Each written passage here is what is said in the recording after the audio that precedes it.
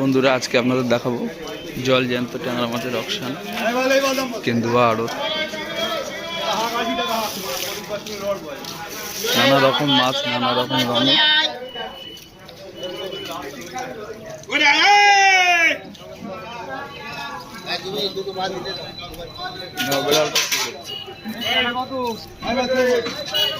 এখানে শুরু হবে ট্যাংরা মাছের অকশন, প্রকাশ্য অকশন।